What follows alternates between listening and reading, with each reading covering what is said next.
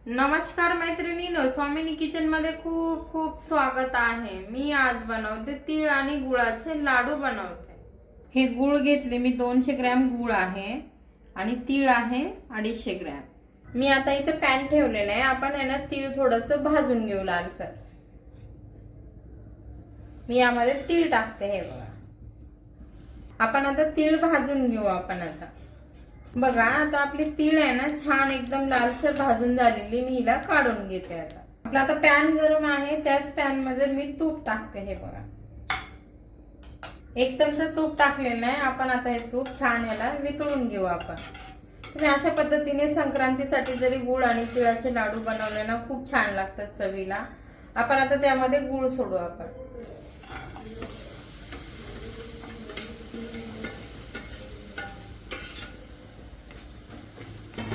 यामध्ये थोडंसं पाणी सोडू। आपण हे बघा, आपण आता याचा छान पाक करून घेऊ। आपण आता आपला पाक आहे तयार। आपण आहे ना हे पाक आहे ना एक पाण्यात टाकून बघू। हे बघा, गोळी तयार झाली ना पाण्यामध्ये की समजायचं आपलं पाक आहे तयार। हे बघा, आपली गोळी छान आता तयार झालेली आहे। बघा, आता आपला पाक आहे तयार। आपण त्यामध्ये हे बघा, आपलं पाक आहे तयार। आपण त्यामध्ये आता तीळ टाकून घेऊ।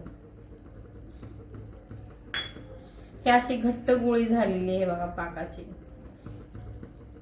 आता मी यामध्ये तीळ टाकते आणि गॅस बंद करते। आता आपण हे तीळ छान मिक्स करून घेऊ। आता इथे ताटेला तूप लावलेलं आहे। आपण आहे ना हे छोटे छोटे असे टाकून घेऊ तीळ आपली पाकामधले, म्हणजे कसं आपल्याला लाडू छान व्यवस्थित गोल करून घेता येतं। बघा, मी सगळ्याच पद्धतीने असे छान ताटेला तूप लावून घेतलेलं आहे। आपण आता याला छान मस्त आपण हातावरती घेऊन हे बघा असे लाडू बनवू शकतो। हे बघा, हे अशा पद्धतीने गोल आकाराचे आपण लाडू बनवू शकतो। हे बघा, सगळे लाडू मी बनवून घेते आता। वाव, किती छान बनवले बघा मी लाडू। अशा पद्धतीने जर तुम्ही तीळ आणि गुळाचे लाडू बनवले ना तर खूप छान लागतात चवीला। मस्त झालेले एकदम 10 मिनिटात होणारी आपली ही रेसिपी आहे आणि संक्रांतीसाठी खास तुम्ही बनवा, मुलांना बनवून द्या।